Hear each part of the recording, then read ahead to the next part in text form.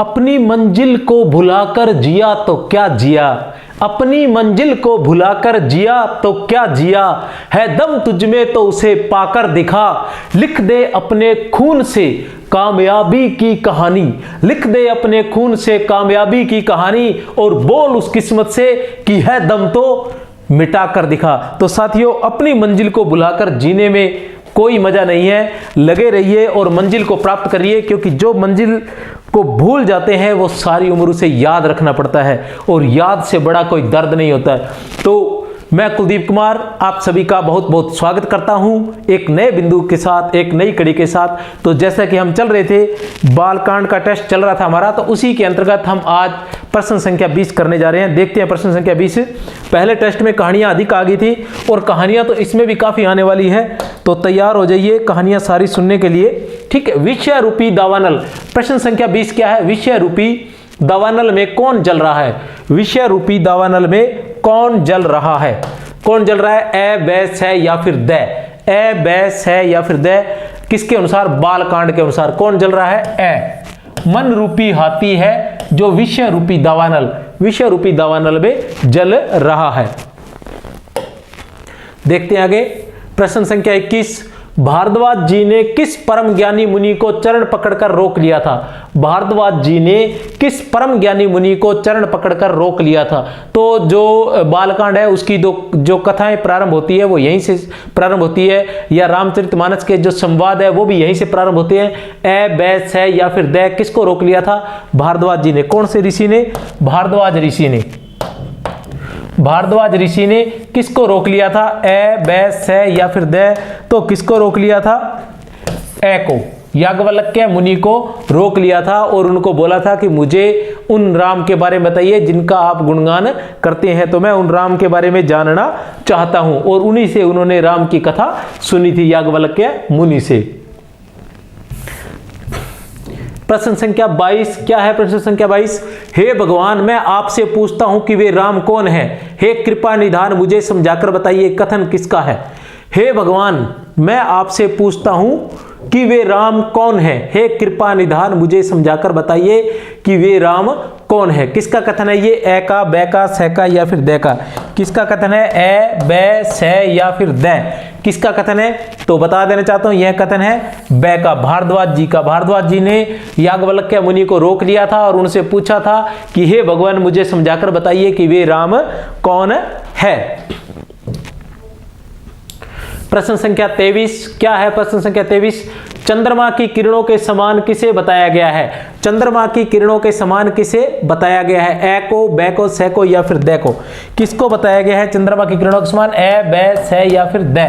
कौन है चंद्रमा की किरणों के समान? तो कौन है चंद्रमा की किरणों के समान? बै। श्री राम की कथा को बालकांड में किसके समान बताया गया है?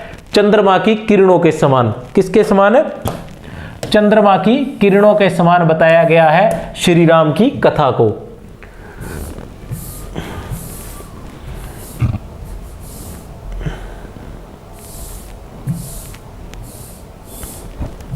फिर है, ब्रह्मा जी से अपनी मृत्यु मनुष्य के हाथ से किसने मांगी?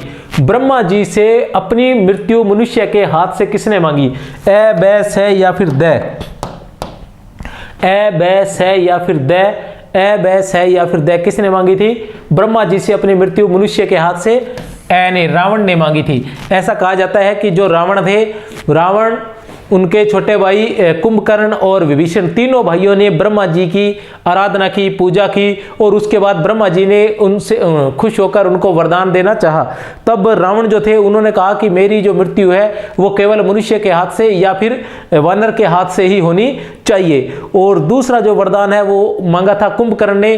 कुंभकर्ण का शरीर देखकर ब्रह्मा जी ने ये देखा कि अगर यह जिंदा रहेगा, मतलब कहने का मतलब ये, अगर जिंदा रहा या इस तरह से इसी कंडीशन में, स्थिति में रहा, तो यह पूरी पृथ्वी को या संपूर्ण लोक को नष्ट कर देगा, खा जाएगा, उसका विशाल शरीर देखकर।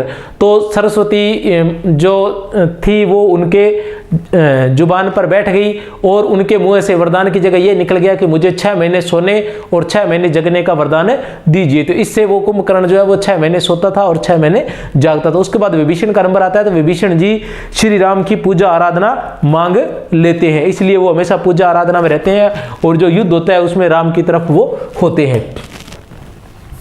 बहुत पढ़ना पड़ा है साथियों, बालकांड पढ़ा तो आपको बालकांड रहा हूं, लेकिन मैंने पुराण सारे पढ़ लिए। अब इतनी सारी कहानियां हैं जो अब रहा भी नहीं जाता आपको सुनाए बिना, लेकिन सुनाऊंगा तो जरूर मैं। सती को परीक्षा के लिए किसने कहा था? सती को परीक्षा के लिए किसने कहा था? ए बैस है या फिर द? ए बैस है या फिर द? सती को परीक्षा के लिए किसने कहा था? ए बैस है या फिर द? तो किसने कहा था? ए ने, शिव ने ही कहा था। शिव जब सती को अच्छी तरह से समझा चुके थे कि ये श्री राम है, वो जंगल में जब उनके दर्शन करने के लिए जाते हैं श्री राम के शिव, तो उनको परमानंद सच्चिदानंद कहकर प्रणाम करते हैं। सती कहती है कि आपने एक साधारण मनुष्य को या वनवासी को सच्चिदानंद परमानंद क्यों कहा है? तब शिव उनको समझाते हैं कि ये परम पिता परमात्मा भगवान विष्णु है, कण कण में विराजमान है, ये सर्वशक्तिमान विष्णु ही है। लेकिन जो सती होती है वो यह नहीं मानती कि अगर वो सर्वशक्तिमान विष्णु है तो वो अपनी पत्नी के वियोग में दर दर क्यों भटक रहे, ऐसा नहीं हो सकता। तब शिव कहते हैं कि जाकर तुम अपनी परीक्षा ले लो, और इसलिए वो फिर परीक्षा लेने जाती है। आगे की कहानी आपको पहले बता चुका हूं मैं।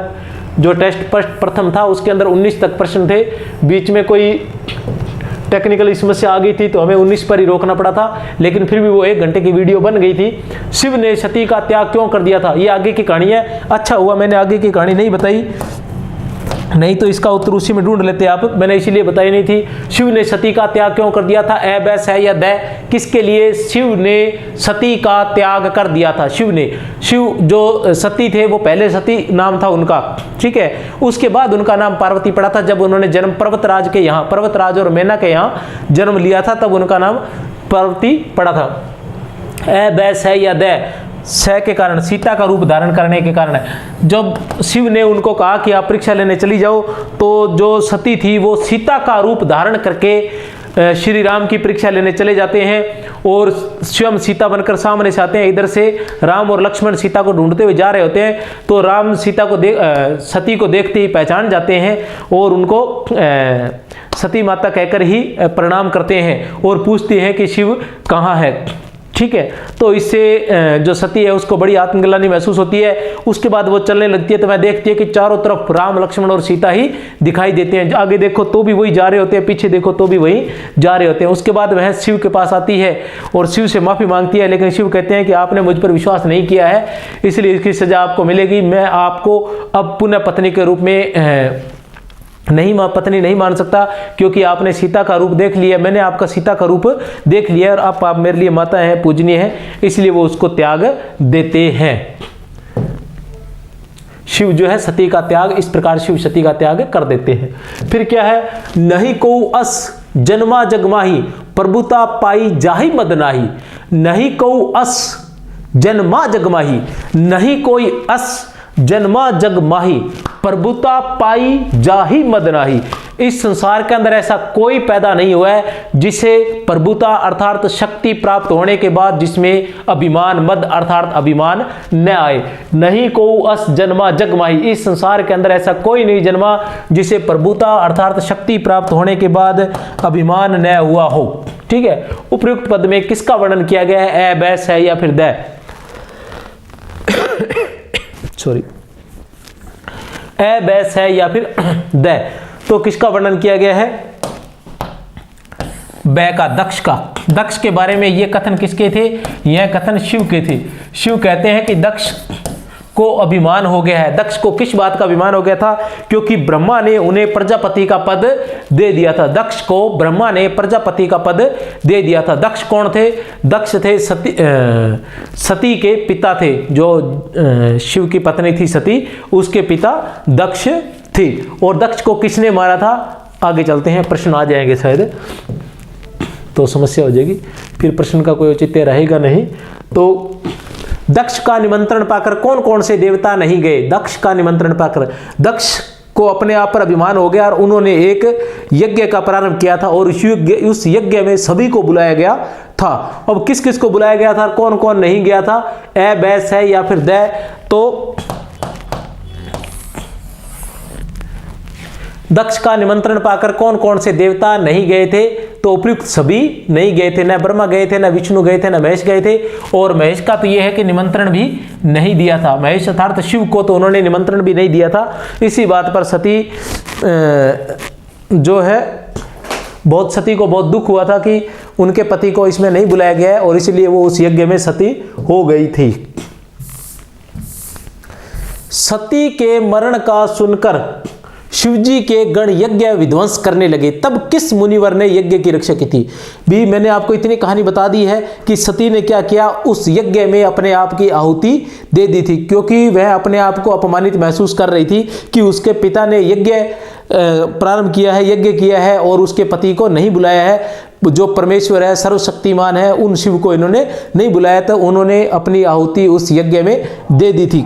लेकिन उस वक्त आहुति देने के कारण जो शिवजी के गण थे वो नाराज हो गए और वो उस यज्ञ को विध्वंस करने लगे। ऐसी स्थिति में उस यज्ञ में आए हुए एक मुनि ने उस यज्ञ को बचाया था। कौन थे वो?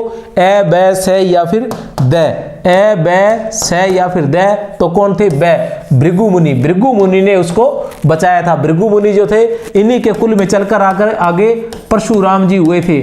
और भृगु मुनि जो थे, ऐसा कहा जाता है इन्हीं भृगु मुनि ने विष्णु को लात मारी थी, इन्हीं भृगु मुनि ने सोते हुए विष्णु को लात मारी थी। ऐसी कहानी भी हमने सुनी है ग्रंथों में। ब्रह्मा ने प्रजापति का पद किसे दे दिया था? तो ये मैं आपको पहले बता ही चुका हूं।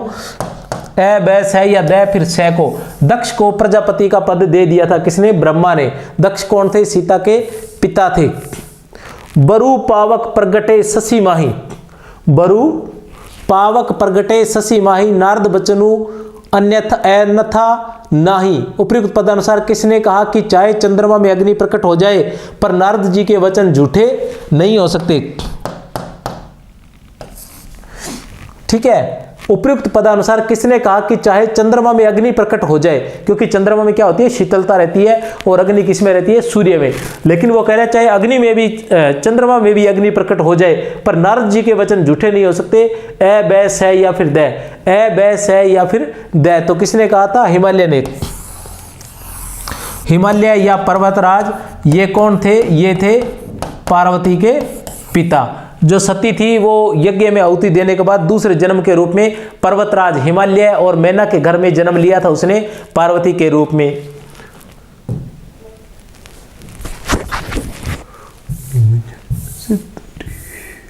देवता किस असुर के साथ अनेक लड़ाइयां लड़कर हार गए और उन्होंने ब्रह्मा जी के पास जाकर पुकार की?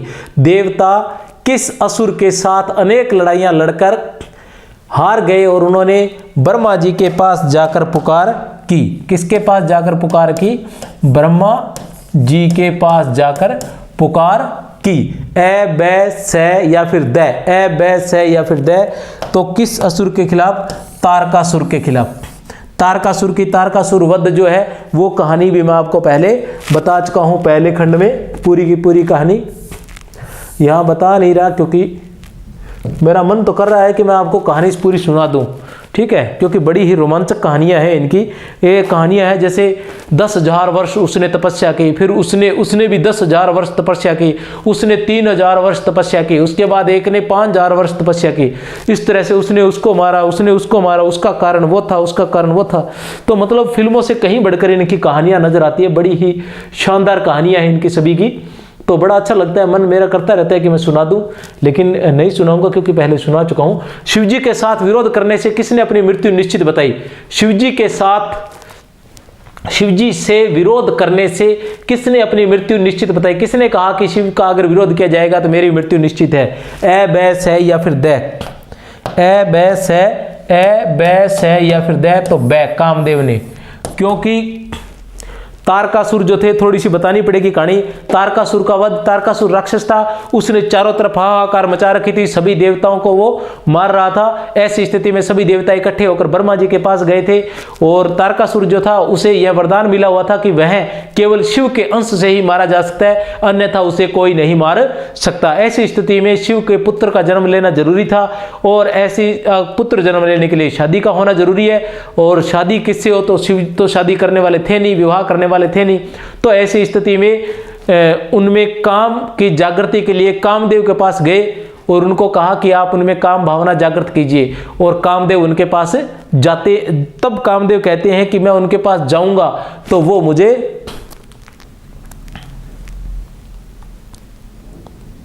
उनके पास जाऊंगा तो मेरी जो हार निश्चित है, मेरी मृत्यु निश्चित है।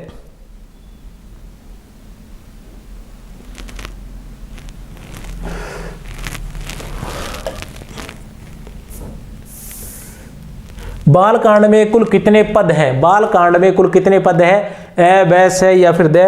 तो बालकांड में 361 पद है। बालकांड में 361 पद है। उसके बाद आता है प्रश्न संख्या 35। कहिए का कही जाई न बाता। कहिए मतलब क्या कहूं, उसकी बातें कही नहीं जा रही है। किसकी बातें? देखते हैं। कहिए का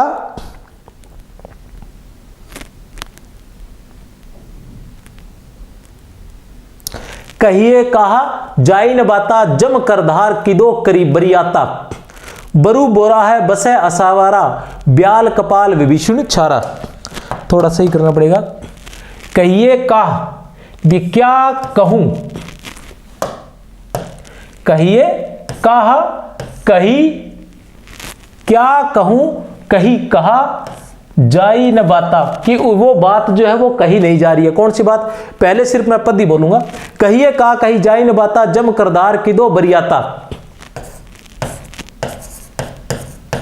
बरु बोरा है बसे है असवारा, ब्याल कपाल विभीषण छारा। उपयुक्त पद में किसका वर्णन है? उपयुक्त पद में किसका वर्णन है? ए, बै, से या फिर द? ए, बै, से या फिर द? तो किसका वर्णन है उपयुक्त पद में? उपयुक्त पद में है शिव की बारात का वर्णन है। किसका है? शिव की बारात का वर्णन है। कैसे है? अब मैं आपको बताता हूं कि कहिए क्या, कि कहा नहीं जा रहा है, उसका वर्णन कहा नहीं जा रहा। क्या है? जम करधार। जम करधार अर्थात यम की सेना। किंदो, किंदो या, किंदो का अर्थ होता है या बरियाता या बारात है। बारात के बारे में कह रहे हैं कि उनका क्या वर्णन करूं, वर्णन किया नहीं जा रहा है कि जम की सेना है या फिर बारात है। जम की सेना है या बारात है। बरु बोरा है बस असवारा। बरु बोरा है बस असवारा अर्थात बोराहा मतलब पागल। जो वर है, वर जो है अर्थात शिव जो है वो पागल नजर आ रहे हैं। क्या है? पागल। और किस पर असवार है? बैल पर असवार है। वर जो है वो बैल पर असवार है और पागल जैसे नजर आ रहे हैं। ब्याल, ब्याल अर्थात सांप, ब्याल सांप। कपाल खोपड़ी। विभीषण छारा, छारा अर्थात राख और विभूषण अर्थात गहने। तो जो वर है उसने आभूषण के रूप में, जो वर है उसने आभूषण के रूप में क्या कर रखा है? सांप पहन रखी है और खोपड़ियों की माला पहन रखी है और बदन पर क्या लगा रखी है? राख लगा रखी है। तो ऐसी बारात का चित्रण किया जा रहा है। और ऐसी किसकी बारात हो सकती है? ऐसी तो हमारे शिव की ही बारात हो सकती है। प्रश्न संख्या 36। प्रश्न संख्या 36।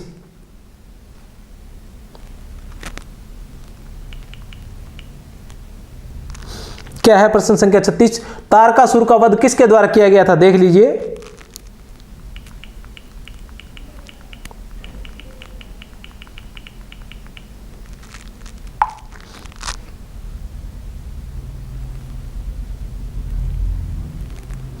तारकासुर का वध किसके द्वारा किया गया था? ए, बै, से या फिर दे? तारकासुर का वध किसके द्वारा किया गया था? ए, बै, से या फिर दे? तो से के द्वारा, कार्तिकेय द्वारा। कार्तिकेय द्वारा तारकासुर का वध किसके द्वारा किया गया था? कार्तिकेय द्वारा किया गया था। कार्तिकेय कौन थे? कार्तिकेय शिव और शिव व पार्वती की संतान थे।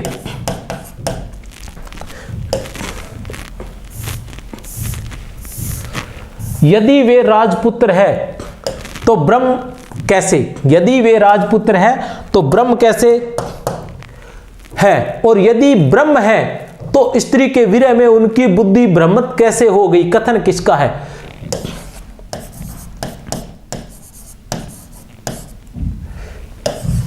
ठीक है। यदि वे राजपुत्र है तो ब्रह्म कैसे हैं? और यदि ब्रह्म है तो स्त्री के विरह में उनकी बुद्धि भ्रमित कैसे हो गई है। कथन किसका है? ए बै से या फिर द, ए बै से या फिर द, तो किसका कथन है ये? ए का, पार्वती का। अपने पार्वती की जगह यहां क्या लिखेंगे? सती का। किसका? सती का कथन है ये। सती या पार्वती एक ही थे, लेकिन बाद में पार्वती नाम था, पहले उनका नाम सती ही था, लेकिन हम लोग उनको पार्वती के नाम से ही जानते हैं। फिर आता है जो जीभ श्री रामचंद्र जी के गुणों का गान नहीं करती उसे किसके समान बताया गया है? किसकी जीभ के समान बताया गया है? जो जीभ श्री रामचंद्र जी के गुणों का गान नहीं करती उसे किसकी जीभ के समान बताया गया? उसकी जीभ को ए बै से या फिर द, तो उत्तर है बै, मेंढक की जीभ के समान। उसकी जीभ जो है वो किसकी जीभ के समान है? मेंढक की जीभ के समान है। आपको बता देना चाहता हूं, बने रहे क्लास में, तैयार रहे क्लास में, और क्योंकि अभी जो है ये लगभग 77 प्रश्न करवाने वाला हूं मैं। कितने प्रश्न? 77 प्रश्न आपको करवाए जाएंगे। कितने प्रश्न? 77 प्रश्न करवाए जाएंगे। कोशिश करेंगे एक ही क्लास में करवा दें, नहीं तो फिर क्लास एक और बन जाएगी। जय और विजय दोनों भाइयों ने किसके शाप से असुरों का शरीर पाया था? जय और विजय दोनों भाइयों ने, जय और विजय दोनों भाइयों ने किसके शाप से असुरों का शरीर पाया था? ए बै से या फिर द, ए बै से या फिर द, ए बै से या फिर द, तो किसके?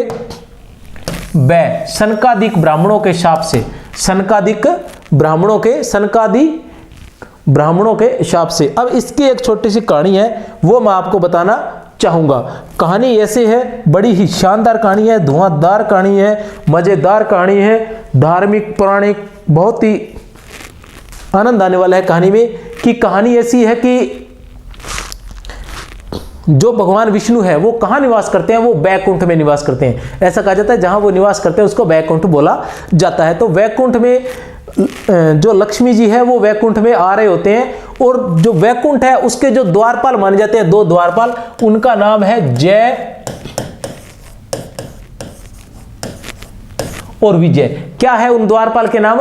जय और विजय, 2 द्वारपालों के नाम है। ठीक है, तो ये जय और विजय जो है लक्ष्मी को रोकते हैं। तब तो बात कोई बात नहीं, चली जाती है, वो वापस चली जाती है। मुझे कैसे रोक सकते हो? मैं तो ये उनकी अर्धांगिनी, और मुझे तो यहाँ आना ही होता है, वहां जाने से आप मुझे नहीं रोक सकते।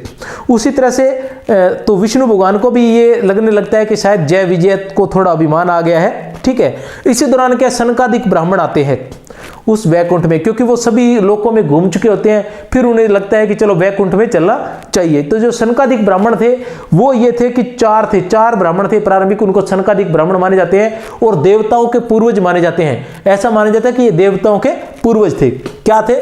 सनकादिक ब्राह्मण। एक नया बिंदु है हमारे पास,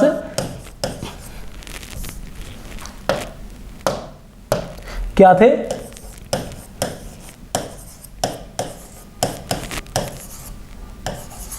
सनकादिक। ठीक है, ये सनकादिक कौन थे? ये सनकादिक कौन थे?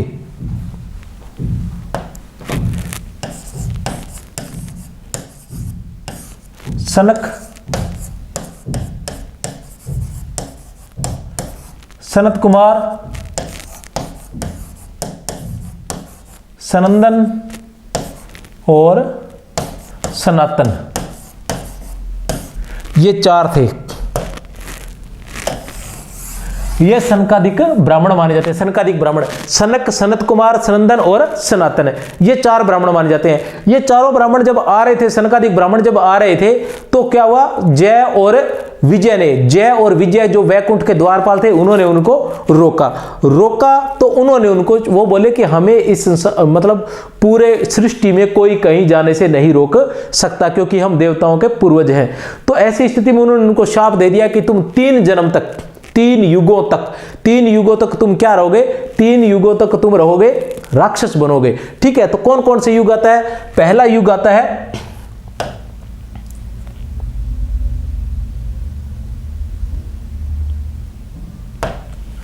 सतयुग। पहला युग आता है सतयुग। दूसरा युग आता है त्रेता युग, और तीसरा आता है द्वापर। पहला युग आता है सतयुग, दूसरा त्रेता और तीसरा द्वापर युग। तो इसमें उन्होंने कहा कि पहले जन्म में पहले में क्या लोगे, जो सतयुग है उसमें तुम बनोगे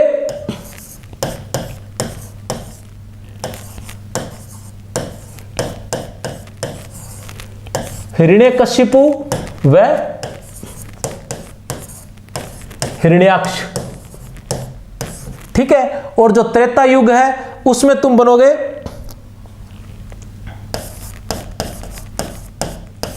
रावण व,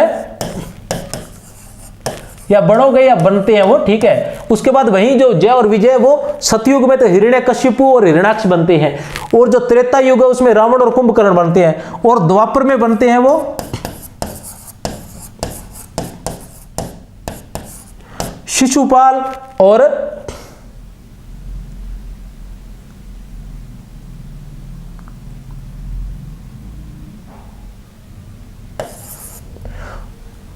नाम है शिशुपाल, वक्तक्कर, वक्तक्कर ऐसा कुछ नाम होता है, एक नाम और है वक्तक्कर इस प्रकार का। तो वो दो भाई, ये दो भाई बनते हैं दोनों। अब हिरण्यकशिपु, हिरण्याक्ष, रावण और कुंभकर्ण, शिशुपाल और इनके बारे में आप जानते हो। तो वो जो विष्णु है वो कहते हैं कि तुम मेरे द्वारपाल हो, तुम लोग मेरे भक्त हो, तो हर काल में जाकर मैं ही तुम्हारा उद्धार करूंगा, हर मतलब युग में जाकर मैं ही तुम्हारा उद्धार करूंगा। तो इसके बारे में बच्चे जानते हैं कि हिरण्यकशिपु है,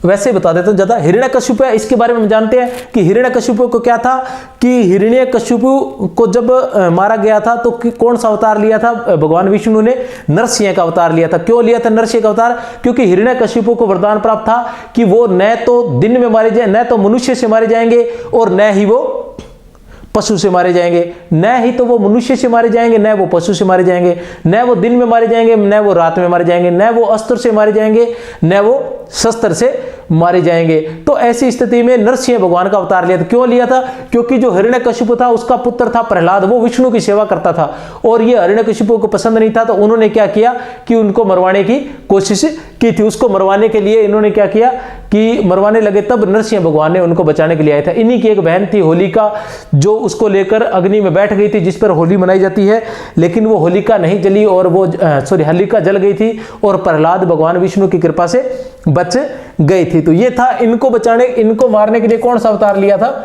नरसिंह का अवतार लिया था।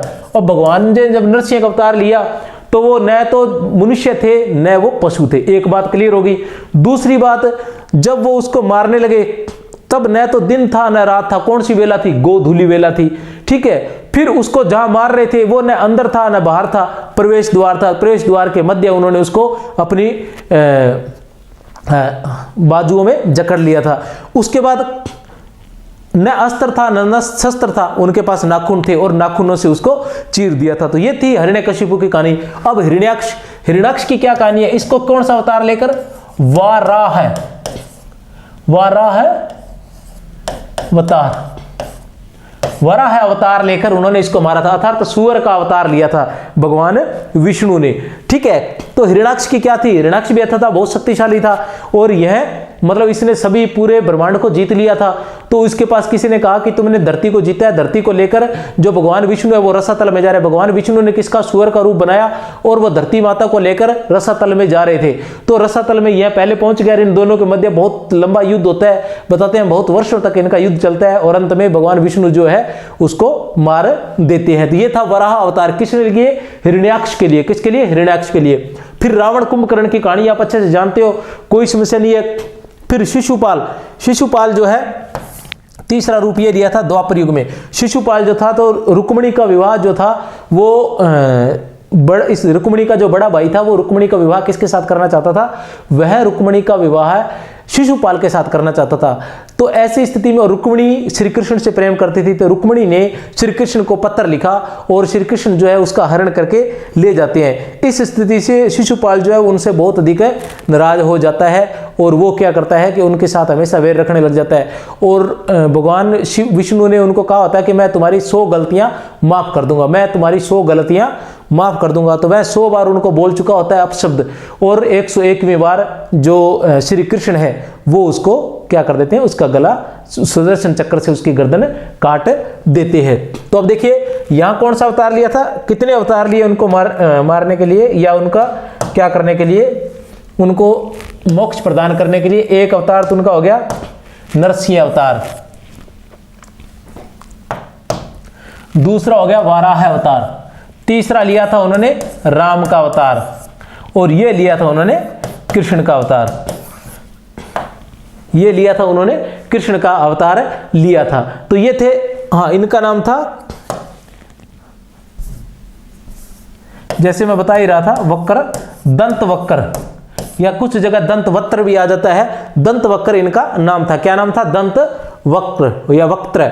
तो दंत वक्र था, ये भी शिशुपाल का भाई था, या मतलब भाई मित्र था, सॉरी भाई नहीं मित्र था, बहुत अच्छा मित्र था। और ये क्या है कि इसको बड़ा दुख हुआ जब शिशुपाल को मारा गया। तो दंतवक्र ने भी बहुत से प्रयास किए, जरासंध के साथ श्री कृष्ण के बहुत से युद्ध चले थे, जरासंध के साथ श्री कृष्ण के साथ बहुत से युद्ध चले थे। जरासंध के सभी युद्धों में दंतवक्र उनके साथ था, और अंत में दंतवक्र भी मारा गया, और ये मुक्ति, मतलब एक तरह से इनको मुक्ति प्राप्त हुई थी। तो ये इनकी जय और विजय की कहानी थी। किसकी? जय और विजय की जो पूरी कहानी है ये थी। चलो चलते हैं, कहानी पूरी हुई। कोशिश की है मैंने जल्दी जल्दी सुनाने की, थोड़ा याद भी रहेगा। ऐसी कहानियां कम ही सुनने को मिलती है। भगवान ने हिरण्याक्ष को किसका रूप धारण करके मारा? भगवान ने हिरण्याक्ष को किसका रूप धारण करके मारा था? तो बड़ा ही आसान है, किसका रूप धारण करके मारा था? सुअर का। कहानी पढ़ियो तो ऐसे हो जाता है, वराह अवतार,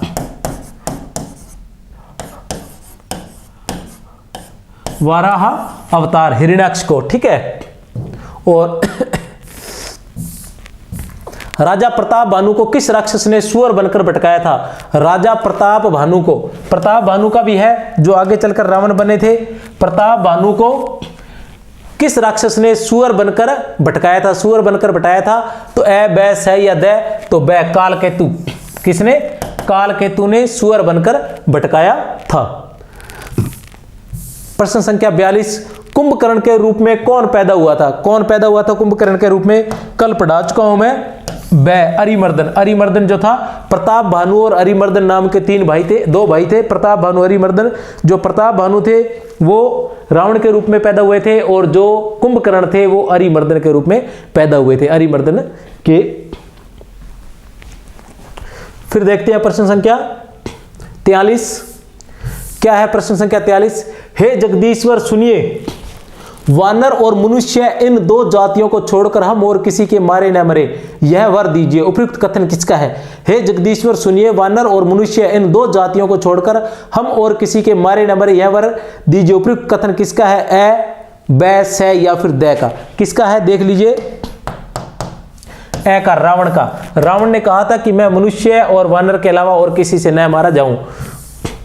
जहां मुनि जप तप यज्ञ आदि करते थे वहां किसका आतंक फैला हुआ था? जहां मुनि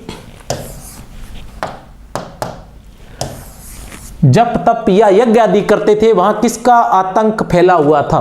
ए, बै, से या फिर द? ए, बै, से या फिर द, तो किसका फैला हुआ था? से का। ए और बै दोनों का आतंक फैला हुआ था, दोनों का आतंक फैला हुआ था। तो ऐसा कहते हैं कि ये काफी लंबी लड़ाई चलती है, पहले तो पुरानी लड़ाई है, लेकिन इससे पहले मैं आपको छोटी सी बताना चाहता हूं कि ताड़का नामक एक राक्षसनी थी और उसके दो पुत्र थे, मारीच और सुबाहु। ये सभी यज्ञ में विघ्न डाला करते थे। तब राम ने ताड़का को भी मारा था, फिर मारीच को और सुबाहु इनको भी मार दिया था। मारीच को नहीं मारा था, सुबाहु को मार दिया था। सुबाहु को अग्नि से आग्नेयास्त्र से मारा था, जला दिया था अग्नेयास्त्र में। और मारीच को बिना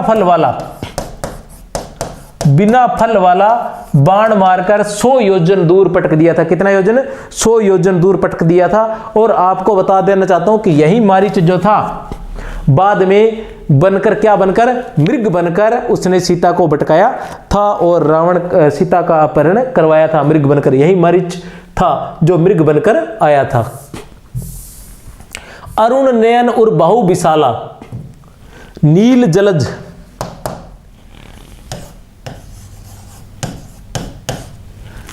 अरुण छोटी मात्रा आएगी अरुण में। अरुण नयन और बाहु विशाला, नील जलज तनु श्याम तमाला, कटी पट पीत कसई बर भाया, रुचिर चाप, चाय नहीं है ये, रुचिर चाप सायक दुहु हाथा। उपयुक्त पद में किसका वर्णन किया गया है? उपयुक्त पद में किसका वर्णन किया गया है? ए, बै, से या फिर द। उपयुक्त पद में किसका वर्णन किया गया है? ए, बै, से या फिर द। तो किसका किया गया है? बै का, श्री राम का।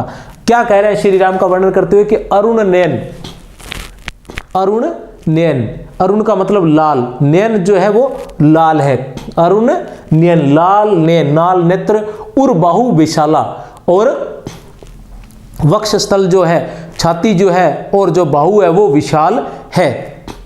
नील जलज तनु श्याम तमाला, नील जल, जलज अर्थात कमल, जलज कमल, तनु अर्थात शरीर, श्याम मतलब काला भी कह सकते हैं, तमाला मतलब ताम्रवर्ण। ठीक है, तो क्या है, जो शरीर है वो नीले कमल के समान श्याम वर्णी है, नीले कमल के समान श्याम वर्णी उनका शरीर है।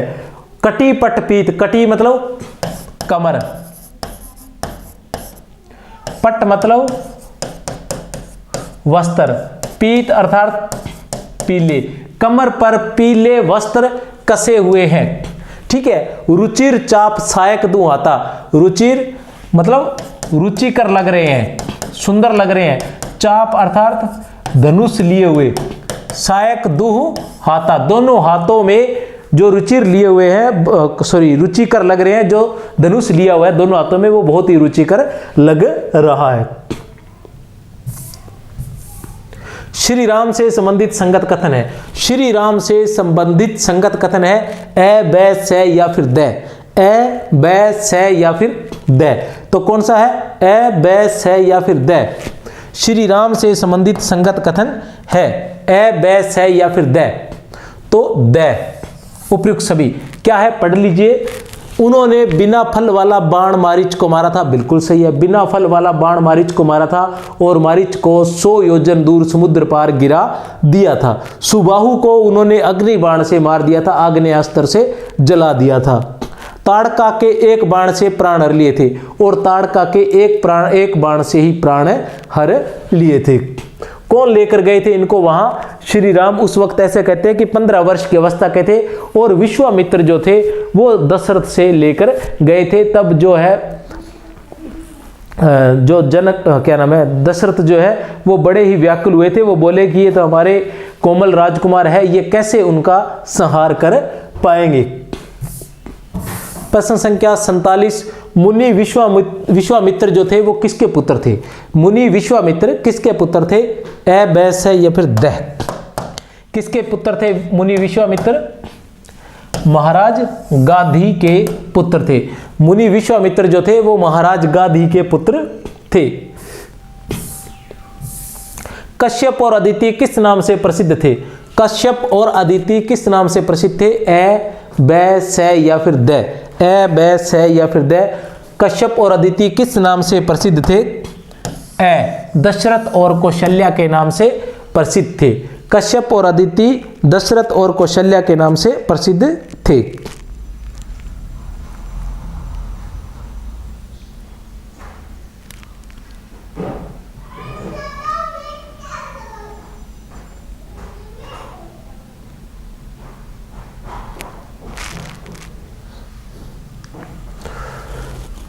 फिर आता है प्रश्न संख्या, प्रताप भानु किस नाम से पैदा हुआ था? प्रताप भानु किस नाम से पैदा हुआ था? बता चुका हूं पहले, किस नाम से? रावण नाम से पैदा हुआ था। और अरिमर्दन नाम से कौन पैदा हुआ था? अरिमर्दन किस नाम से? कुंभकर्ण नाम से। राजा दशरथ के पुत्र कामेष्टि यज्ञ हेतु गुरु वशिष्ठ ने किसे बुलवाया था? राजा दशरथ के पुत्र कामेष्टि मतलब राजा दशरथ को पुत्र प्राप्त करने हेतु किसे बुलाया गया था? ए, बै, से या फिर द। किस ऋषि को बुलाया गया था? क्योंकि राजा दशरथ के पुत्र नहीं हो रहा था तो ऐसी स्थिति में किस ऋषि को बुलाया गया था? श्रृंगी ऋषि को बुलाया था। किसने? गुरु वशिष्ठ ने श्रृंगी ऋषि को बुलाया था।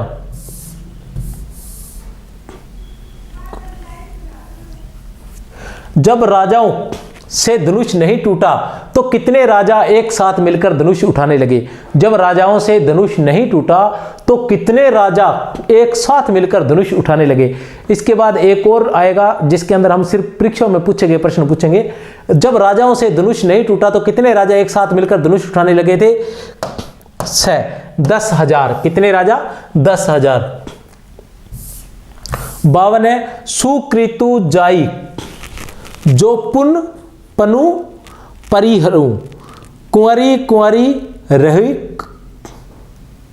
का करूं जो जन तेऊ भट भूबी भाई तो पनु करी होते उन्हें हंसाई। प्रस्तुत कथन किसका है? बड़ा ही कठिन कथन है। ठीक है, प्रस्तुत कथन किसका है? ए बैस है या फिर दे का? ए बैस है या फिर दे का? तो किसका है? थोड़ा सा टाइम देता हूं, एक बार फिर पढ़ लीजिए। सुकृतु जाई जो पनु परिहरु जो पनु परिहरु कुंवरी कुआरी रहु का करूं जो जनतेऊ भट भूबी भाई। यहां आएगा बिनु। जो जनतेऊ बिनु भट भूबी भाई तो पनु करी होते न हसाई। तो पनु करी होते न हंसाई। कथन किसका है? ए जनक का समझाना चाहिए कि सुकृतु जाई जो पनु परिहरु। सुकृतु जाई जो पनु, पनु अर्थात प्रण। राजा जनक ने प्रण लिया था कि सीता का विवाह उसी के साथ किया जाएगा जो शिव का धनुष उठाकर उस पर बाण चढ़ाएगा या शिव का धनुष तोड़ेगा, उसी के साथ सीता का विवाह किया जाएगा। तब वो कह रहे हैं कि सुकृतु जाई जो पनु अर्थात प्रण परिहरु, परिहरु अर्थात त्याग करता हूं। सुकृतु मतलब सुकार्य अर्थात पुण्य। जाई चले जाएंगे जो यदि, वो कह रहे हैं, जनक कह रहे हैं कि यदि मैं प्रण छोड़ता हूं, यदि मैं प्रण त्याग करता हूं तो मेरे जितने भी पुण्य कर्म थे वो सारे चले जाएंगे। जितने भी पुण्य कर्म थे वो सारे चले जाएंगे, इसलिए मैं प्रण नहीं छोड़ सकता। कुंवरी कुंवारी रहू का करूं। कुंवरी, कुंवरी मतलब कुमारी अर्थात सीता क्या रहेगी? कुंवारी, अविवाहित। या यमक अलंकार है, सभंग यमक अलंकार कह सकते हैं। कुमारी कुंवारी अर्थात कुमारी, राजकुमारी, कुंवारी अर्थात अविवाहित, रहू क्या करूं। राजकुमारी जो वो अविवाहित रह जाएगी, अब मैं क्या करूं। जो जनक है वो बहुत परेशान हो रहे हैं।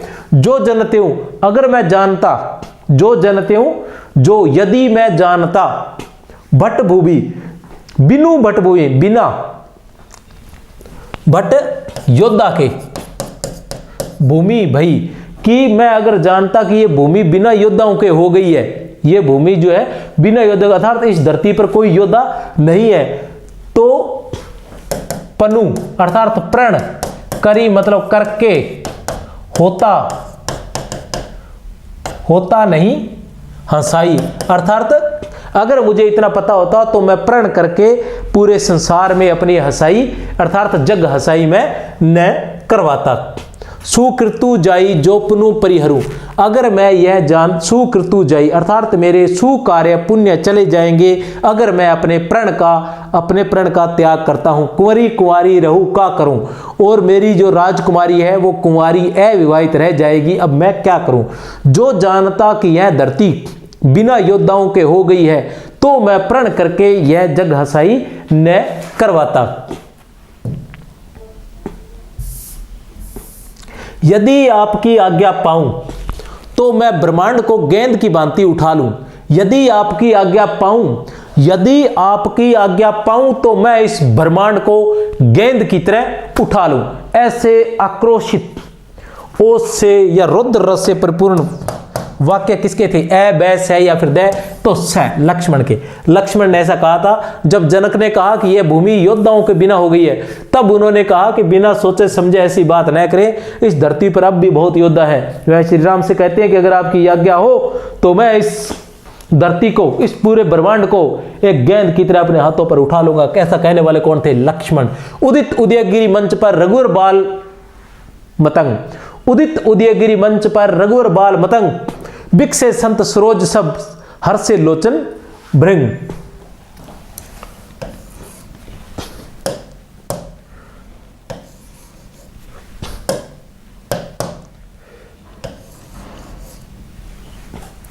उदित उदयगिरी मंच पर कौन सा अलंकार है? प्रस्तुत पद में कौन सा अलंकार है? ए बै से या फिर दे, ए बै से या फिर दे, तो कौन सा अलंकार है? ए सांग रूपक अलंकार। रूपक अलंकार कहने से तात्पर्य यह है कि रूपक अलंकार, रूपक अलंकार। रूपक अलंकार में क्या होता है? जहां उपमेय पर उपमान का आरोप किया जाता है, जहां उपमेय पर उपमान का आरोप किया जाता है वहां रूपक अलंकार होता है। एक बात, ठीक है। या कि जहां किसी एक व्यक्ति वस्तु या स्थान का किसी दूसरे व्यक्ति वस्तु या स्थान पर आरोप किया जाता है वहां भी रूपक अलंकार होता है। या फिर उपमेय पर उपमान का आरोप किया जाता है वहां रूपक अलंकार होता है। लेकिन यह कितने होते हैं? इसके तीन भेद होते हैं, 1, 2 और तीसरा है परंपरित रूपक। कितने भेद होते हैं रूपक के? रूपक के 3 भेद होते हैं, सांग रूपक, निरंग रूपक और परंपरित रूपक। सांग रूपक वो होता है जिसमें उपमेय पर उपमान के अंगों का, उपमेय पर उपमान के अंगों का आरोप उपमेय के अंगों पर भी किया, उपमेय के अंगों पर भी किया जाता है। मतलब न केवल उपमेय पर उपमान का आरोप होता है बल्कि उसके अंगों का भी आरोप किया जाता है, वहां होता है सांग रूपक अलंकार, ठीक है। और दूसरा है निरंग रूपक। निरंग मतलब वहां केवल अंगों का आरोप नहीं किया जाता, केवल उपमेय का उपमान पर ही आरोप किया जाता है। और तीसरा है परंपरित रूपक। परंपरित रूपक में क्या होता है कि ऐसे उपमेय पर ऐसे उपमान का आरोप करना, उपमेय पर ऐसे उपमान का आरोप करना जो परंपरा से उसके साथ जुड़ा हुआ हो। उपमेय पर ऐसे उपमान का आरोप करना जो परंपरा से उसके साथ जुड़ा हुआ हो। कैसे होता है? इसका रहेगा कि इसका उदाहरण है, प्रेम अतिथि खड़ा द्वार पर, प्रेम अतिथि है खड़ा द्वार पर, हृदय कपाट खोल दो। कि प्रेम रूपी अतिथि जो है वो द्वार पर खड़ा है, तुम हृदय रूपी दरवाजा खोल दो, ठीक है ना। प्रेम अतिथि खड़ा द्वार पर, हृदय कपाट खोल दो। तो यहां प्रेम को अगर तुम अतिथि मानोगे तो फिर द्वार किसको? हृदय को ही मानना पड़ेगा।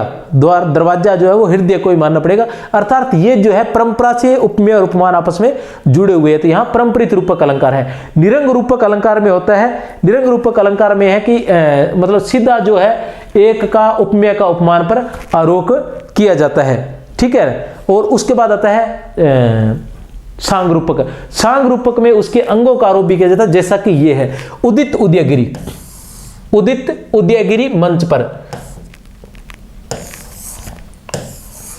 उदयगिरी मंच पर। यहां क्या है? उदित, उदय होते हुए, उदित का मतलब उदय होते हुए, उदयगिरी। ये क्या कह रहे हैं पहले मैं बता देता हूं। उदयगिरी रूपी मंच पर रघुवर रूपी, ठीक है ना, उदित उदयगिरी मंच पर रघुवर रूपी बाल मतंग, मतलब अर्थात बाल सूर्य उदय हो गया है। जैसे उदयगिरी पर सूर्य का उदय होता है, वैसे ही जैसे उदयगिरी पर्वत से सूर्य का उदय होता है, उसी प्रकार मंच से श्री राम का उदय होता है। बाल मतंग, बाल मतंग मतलब छोटे सूर्य का, उगते हुए सूर्य का। विकसे संत सरोज सम, उनके उदय होते ही क्या हो गया? विकसित हो गए। कौन? संत सरोज सब, संत सरोज अर्थात कमल रूपी सभी संत विकसित हो गए। जैसे सूर्य उदय होता है और सारे कमल खिल जाते हैं, वैसे ही श्री राम के मंच पर आते ही संत जो थे वो कमल के समान, कमल रूपी संत जो थे वो सभी विकसित हो गए। सब हर्षे लोचन भृंग, और सब हर्षे हर्षित हो गए, सबके लोचन रूपी भृंग। तो यहां क्या है, उदयगिरी रूपी मंच एक, उदयगिरी रूपी मंच एक, किसका, उपमेय पर उपमान का आरोप। ठीक है, थोड़ा सा बता देना चाहता हूं मैं।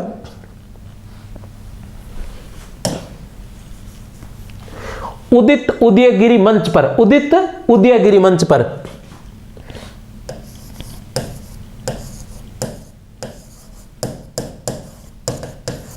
उदयगिरी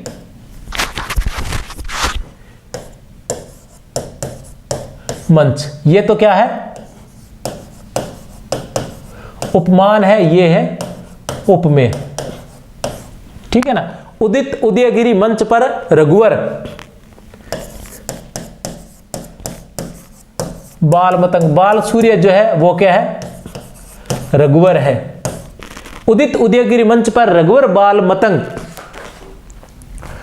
विकसे संत सरोज, विकसे संत सरोज, तो सरोज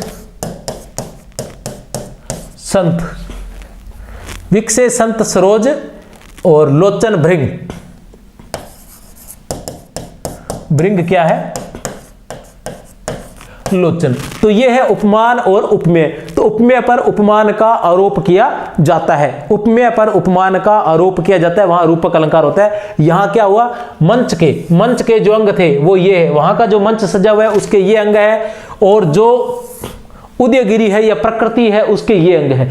तो इन सभी पर, इनके सब के अंगों का ये एक के अंग है, ये एक के अंग है, अर्थात उपमेय पर उपमान के अंगों का आरोप किया जाता है, वहां रूपक अलंकार होता है, सांग रूपक अलंकार होता है। तो इस तरह से ये सांग रूपक अलंकार है।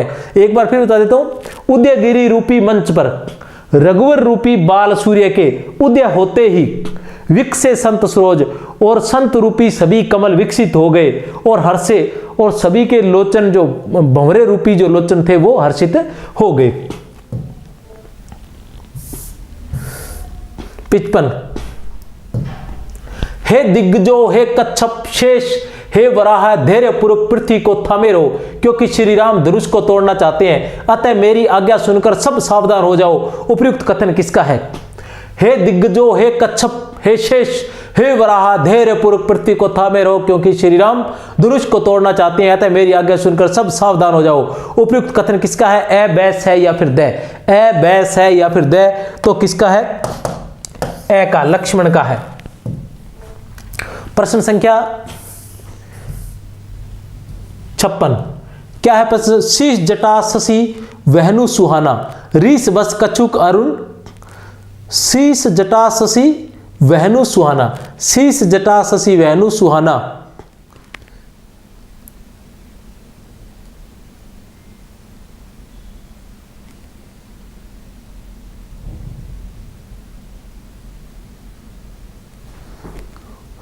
शीश जटा शशि वहनु सुहाना, ऋष बस कछुक अरुण होई आता।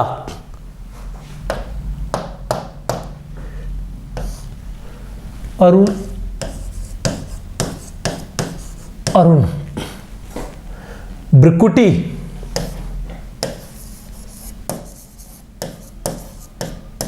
ब्रिकुटी कुटिल नयन रिसराते, सहज हूं चितवत मन हूं रिसाते। उपयुक्त पद में किसका वर्णन है, ए बैस है या फिर दे, किसका वर्णन है, ए बैस है या फिर दे, स का। कैसे है देख लेते हैं। शीश जटा, कि शीश पर, मस्तक पर, सर पर क्या है, जटाएं हैं। शशि वहनु सुहाना, चंद्रमा के समान सुंदर लग रहे हैं, चंद्रमा के समान सुंदर लग रहे हैं। ऋष बस कछुक अरुण होई आता, ठीक है ना। रीस के कारण, रीस बस, रीस के वश होकर, अर्थात क्रोध के वश होकर जो कछु कुछ जो है, अरुण जो है होई आता, कुछ लाल हो गए हैं, ठीक है, कुछ लाल जरूर हो गए। जो परशुराम है उनका जो मुख है वो किसके समान लग रहा है, चंद्रमा के समान लग रहा है। शीश पर जटाएं हैं और मुख चंद्रमा के समान सुहाना लग रहा है, लेकिन क्रोध के कारण थोड़ा लाल हो गया है। आगे क्या कहते हैं, ब्रिकुटी कुटिल, ब्रिकुटी अर्थात भौहें जो है, बिरकुटी अर्थात भौहें जो है वो कुटिल अर्थात टेढ़ी है, भौहें जो है वो थोड़ी टेढ़ी है। नयन रिस राते, और नयन जो है वो रिस मतलब क्रोध, क्रोध के कारण राते अर्थात लाल हो गए हैं, उनके नयन जो है वो क्रोध के कारण थोड़े लाल हो गए। सहजहु चितवत, सहजहु मतलब साधारण रूप से भी, चितवत मतलब देखते हैं, सहजहु अर्थात साधारण रूप से भी, चितवत अर्थात देखते हैं, मनहु मानो,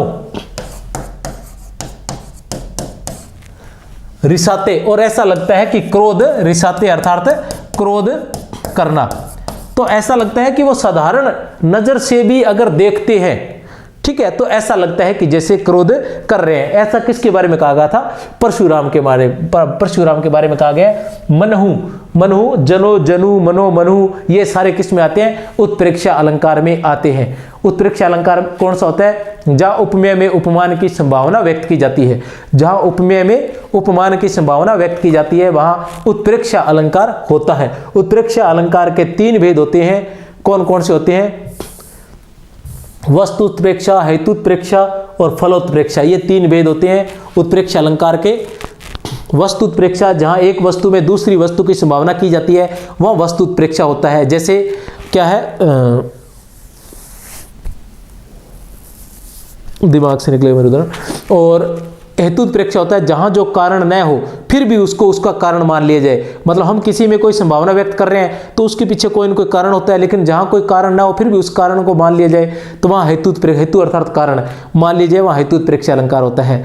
और एक होता है फलोत्प्रेक्षा, जहां जिसका जो फल न हो फिर भी उसे मान लिया जाए तो वहां फलोत्प्रेक्षा अलंकार होता है। नाथ शंभु धनु बंज निहारा, होई एवं कोई एकदास तुम्हारा, आयसु कहा कहिए किन मोही, सुनी रिसाई बोले मुनि कोही। ए बैस है, क्या है इसका उत्तर? तो इसका उत्तर है बै, राम, इसका उत्तर है राम। क्या है? नाथ की हे नाथ, शंभु धनु अर्थात शिव का धनुष, नाथ अर्थात प्रभु, शंभु धनु शिव धनुष, बंज निहारा तोड़ने वाला,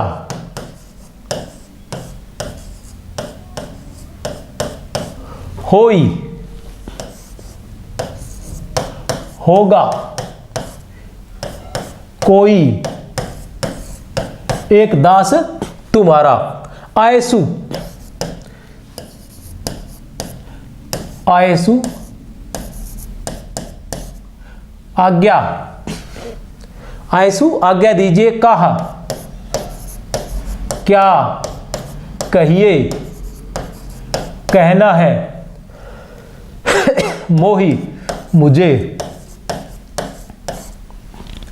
कि हे प्रभु शिव का धनुष तोड़ने वाला, हे प्रभु शिव का धनुष तोड़ने वाला कोई तुम्हारा एक दास ही होगा, शिव का धनुष तोड़ने वाला कोई तुम्हारा एक दास ही होगा। कौन कहते हैं? राम कहते हैं। आयसु आज्ञा दीजिए, आप क्या कहना चाहते हैं। सुनी रिसाई बोले मुनि को ही, सुनी रिसाई सुनकर, रिसाई अर्थात क्रोध से, बोले मुनि को ही अर्थात मुनि क्रोधी, क्रोधित मुनि बोलते हैं, वो आगे की बात है, ठीक है। सो बिलगाऊ बिहाई, सो बिलगाऊ बिहाई समाजा, न तो मारे जहीं सब राजा, सुनी मुनि वचन लखन मुस्काने, बोले परसु धरी अपमाने, अपमाने का मतलब अवमाने।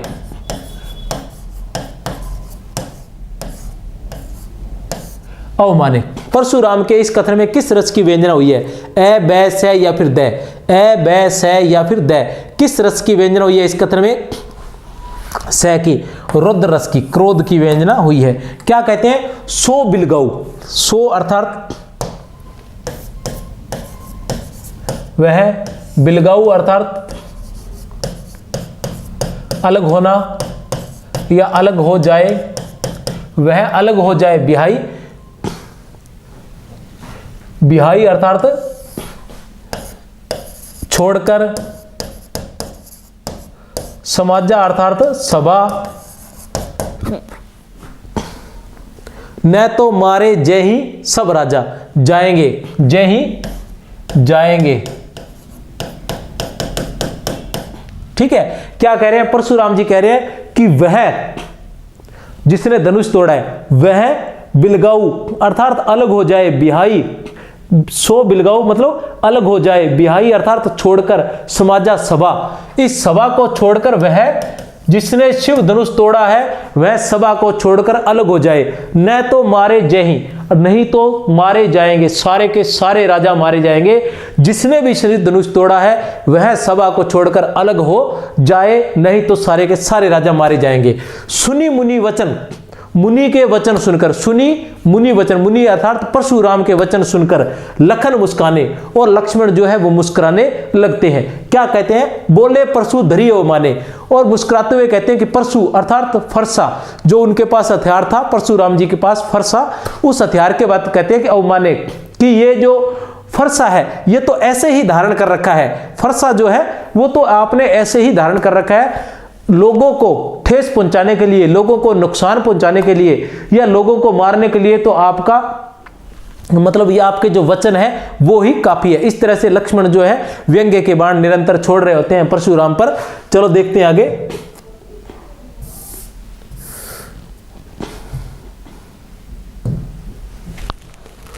भुजबल भूमि भूप बिनु कीनी, भुजबल भूमि भूप बिनु कीनी, विपुल बार मही देन व दीनी, भुजबल भूमि भूप बिनु कीनी, विपुल बार मही देवन दीनी। ये विमुल नहीं है, ये है विपुल।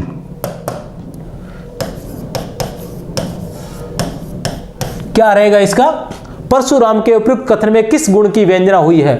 उपयुक्त कथन में किस गुण की व्यंजना हुई है? परशुराम के उपयुक्त कथन में तो किस गुण की हुई है? ओज गुण की हुई है।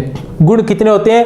गुण 3 गुण माने गए। कौन कौन से? ओज गुण, माधुर्य गुण और प्रसाद गुण। ओज गुण, माधुर्य गुण और प्रसाद गुण। ओज गुण जिसमें वीर रस से, उत्साह से परिपूर्ण रचनाएं होती है वो ओज गुण में आता है, और जिसमें माधुर्य से, श्रृंगार से परिपूर्ण रचनाएं होती है वो माधुर्य गुण में आता है, और जिसमें प्रसाद, जिसमें शांत भाव से, शांत रस से परिपूर्ण रचनाएं होती है अर्थात भक्ति से परिपूर्ण रचनाएं होती है वो किस में आता है? प्रसाद गुण में आता है। तो भुजबल भूमि, क्या कह रहे हैं कि भुजबल, मैंने अपनी, परशुराम जी कह रहे हैं मैंने अपनी भुजाओं के बल पर इस भूमि को क्या कर दिया था? भूप बिनु, राजाओं, भूप अर्थात राजा, राजाओं के बिना कर दिया, राजा विहीन कर दिया था। मैंने अपनी भुजाओं के बल से इस भूमि को राजाओं विहीन कर दिया था। विपुल बार, अनेकों बार, विपुल बार, अनेकों बार, मही देव है, मही देव है मतलब ब्राह्मण, मही के देव, धरती के देवता किनको माना जाता है? ब्राह्मणों को। तो मैंने अनेकों बार इसे ब्राह्मणों को दे दिया था। तो इसमें कौन सा गुण है? ओज गुण।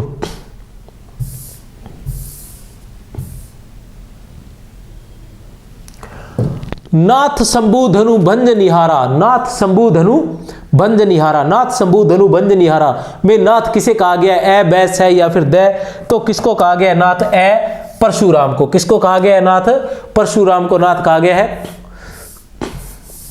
सुनी रिसाए बोले मुनि को ही, पंक्ति में मुनि को ही किसे कहा गया है? सुनी रिसाई बोले मुनि को ही, पहले आ चुका है। मुनि को ही किसे कहा गया है? ए बैस है या फिर द? किसे कहा गया है मुनि को ही?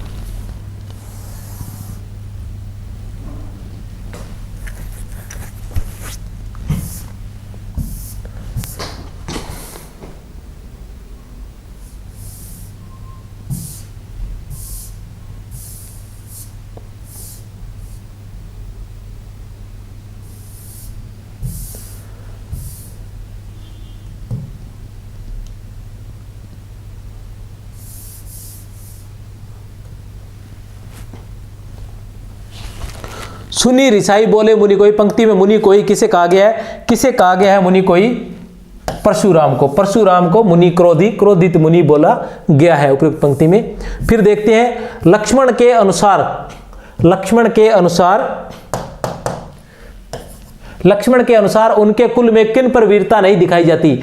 ए, बै, सै या फिर दै। देवताओं पर, ब्राह्मणों पर, गाय पर या भक्तजन पर? देवताओं पर, ब्राह्मणों पर, गाय पर या भक्तजन पर या उपयुक्त सभी पर?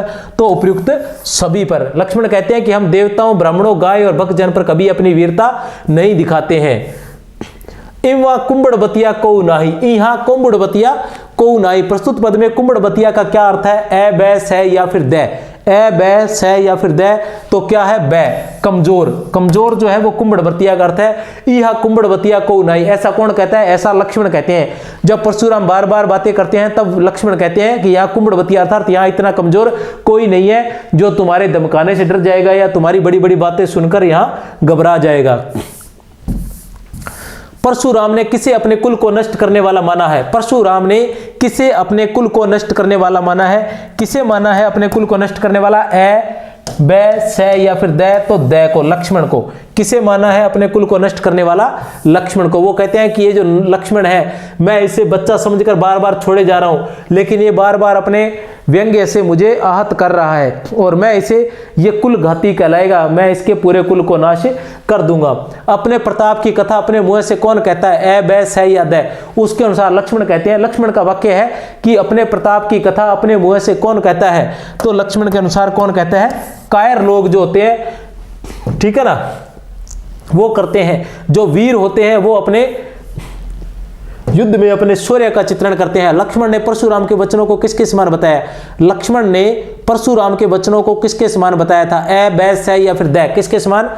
बै के समान, वज्र के समान। किसके समान? वज्र के समान बताया था। कोटि कुलिस सम वचन तुम्हारा प्रस्तुत पद में अलंकार है। कोटि कुलिस सम वचन तुम्हारा प्रस्तुत पद में अलंकार है। ए, बै, सै या फिर दै? ए, बै, सै या फिर दै? कोटि कुलिस सम वचन तुम्हारा प्रस्तुत पद में अलंकार है। कोटि कुलिस सम, तो कौन सा है? सै। उपमा अलंकार, कौन सा अलंकार है? उपमा अलंकार है। उपमा अलंकार कौन सा अलंकार है? कोटि कुलिस सम वचन तुम्हारा में कौन सा अलंकार है? उपमा अलंकार है। उपमा अलंकार, जहां उपमेय को उपमान के समान बताया जाता है वहां उपमा अलंकार होता है। जहां उपमेय को उपमान के समान बताया जाता है वहां उपमा अलंकार होता है। उपमा अलंकार के कितने भेद होते हैं? पूर्णोपमा अलंकार, लुप्तोपमा अलंकार और मालोपमा अलंकार, 3 भेद होते हैं उपमा अलंकार के। तो यहाँ कौन सा अलंकार है? उपमा अलंकार है। इसके जो वाचक शब्द होते हैं वो होते हैं इव, सा, वत्सम, तुल्य। जो जिमी जैसे, इव, सा, वत्सम, तुल्य। जो जिमी जैसे, इव, सा, वत्सम, तुल्य। जो जिमी जैसे, ये इसके वाचक शब्द होते हैं। तुम्हें तो काल हांकु जनु लावा प्रस्तुत पद में अलंकार है। तुम तो काल हांकु जनु लावा प्रस्तुत पद में अलंकार है। ए, बै, सै या फिर दै? तो कौन सा है? ए, उत्प्रेक्षा अलंकार। कौन सा अलंकार है? उत्प्रेक्षा अलंकार है। कैसे है? जनु। इसमें क्या होता है? जनु, जनो, जनहु, मनु, मनो, मानो आदि जो होते हैं किसमें आते हैं? उत्प्रेक्षा अलंकार में आते हैं। ये उत्प्रेक्षा अलंकार के वाचक शब्द हैं। उत्प्रेक्षा अलंकार में संभावना व्यक्त की जाती है। क्या की जाती है? संभावना व्यक्त की जाती है। सुनी रिसाई बोले मुनि कोही में कोही शब्द है। सुनी रिसाई बोले मुनि कोही, कोही शब्द है। ए, बै, सै या फिर दै? तो क्या है? बै। विशेषण क्या है? कोही। कोही अर्थात क्रोधी। और मुनि क्या है? संज्ञा। और क्रोधी क्या है? विशेषण। तो क्या बता रहा है? कोही जो है ये किसकी विशेषता बताई जा रही है? कोही जो है मुनि की विशेषता बताई जा रही है। किसकी विशेषता? मुनि की विशेषता बतलाई जा रही है। तो मुनि क्या है? संज्ञा। और संज्ञा की जो विशेषता बतलाते हैं वो क्या कहलाते हैं? विशेषण कहलाते हैं। संज्ञा की विशेषता बतलाने वाले विशेषण कहलाते हैं। तो यहाँ क्या हुआ? कोही क्या है? विशेषण है। और कोही की जगह अगर क्रोध होता तो वो फिर संज्ञा होता। कौन सी संज्ञा होता? भाववाचक संज्ञा रहता। अरि करनी करिए लड़ाई में लड़ाई शब्द, अरि करनी करिए लड़ाई, कि शत्रु के जो काम करता है वो लड़ाई ही करता है। तो लड़ाई शब्द जो है वो क्या है? ए, बै, सै या फिर दै? ए, बै, सै या फिर दै? तो क्या है? लड़ाई। लड़ाई शब्द जो है वो संज्ञा है, सर्वनाम नहीं हो सकता। क्यों? क्योंकि संज्ञा के स्थान पर आने वाले शब्द सर्वनाम होते हैं। सर्वनाम मैं, तुम, वह, आप इत्यादि जो होते हैं वो सर्वनाम होते हैं। मैं, तुम, यह, वह, ठीक है। तो ये सब क्या होते हैं, सर्वनाम होते हैं। तो ऐसा तो यहाँ है नहीं, लड़ाई है और क्रिया हो नहीं सकती, क्योंकि क्रिया लड़ाई का क्या होगा, लड़ना जो है वो क्रिया होगी, लड़ाई नहीं होगी। और लड़ाका जो है वो होगा विशेषण और लड़ाई होगी क्या, संज्ञा होगी। कौन सी संज्ञा होगी, ये संज्ञा होगी, भाववाचक संज्ञा होगी।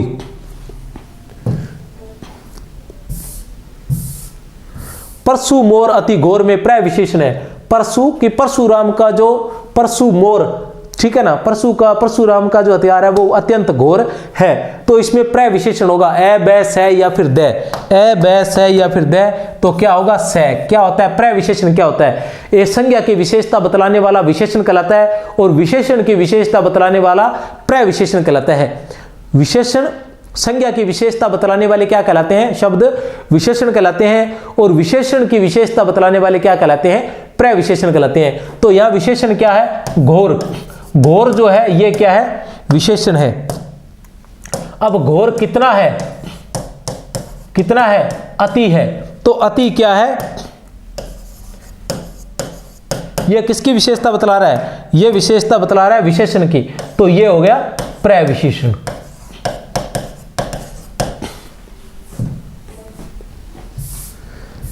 दशरथ और जनक को पुण्य के समुद्र किसने कहा है, दशरथ और जनक को बालकांड में पुण्य के समुद्र किसने कहा है, तो किसने कहा है, स्त्रियों ने। किसने कहा था, स्त्रियों ने पुण्य का समुद्र कहा था। देवराज इंद्र को किस ऋषि के शाप से 1000 नेत्र प्राप्त हुए थे, देवराज इंद्र को किस ऋषि के शाप से 1000 नेत्र प्राप्त हुए थे, ए बै से या फिर द, ए बै से या फिर द, तो द गौतम ऋषि के शाप से 1000 नेत्र प्राप्त हुए थे। नारी वेश जे सुर बरबामा सकल सुभाए सुंदरी श्यामा, प्रस्तुत पद में गुण है। नारी वेश जे सुर बरबामा सकल सुभाए सुंदरी श्यामा में कौन सा गुण है, कौन सा गुण है, माधुर्य गुण, क्योंकि श्रृंगार रस से परिपूर्ण पद है तो कौन सा गुण होगा, माधुर्य गुण इसमें रहेगा। 75 में है अहिल्या किसकी पत्नी थी, अहिल्या जो थी वो किसकी पत्नी थी, ए बै से या फिर दे, तो किसकी पत्नी थी अहिल्या, अहिल्या थी गौतम ऋषि की पत्नी। किसकी थी, गौतम ऋषि की पत्नी थी अहिल्या, जिससे गौतम ऋषि ने क्या दे दिया था, इंद्र के कारण, इंद्र ने जो छल किया था वो गौतम ऋषि बनकर अहिल्या के पास चले गए थे, उसकी वजह से, और ऊपर गौतम ऋषि आने के कारण गौतम ऋषि ने उन्हें शाप दे दिया था अहिल्या को कि वो पत्थर की बन जाए, इसलिए वो पत्थर की बन गई थी। और बहुत वर्षों बाद जो राम ने जन्म लिया और राम के चरणों के स्पर्श से वह पुनः स्त्री के रूप में। बालकांड में कितने मास प्रायण है, बालकांड में कितने मास प्रायण है, कितने मास प्रायण है बालकांड में, 12 मास प्रायण है। ये जो है मास प्रायण में बंटा हुआ है, तो मास प्रायण कितने हैं बालकांड में, 12 मास प्रायण। सीता की मां का नाम क्या था, सीता की मां का नाम क्या था, सीता की मां का नाम क्या था,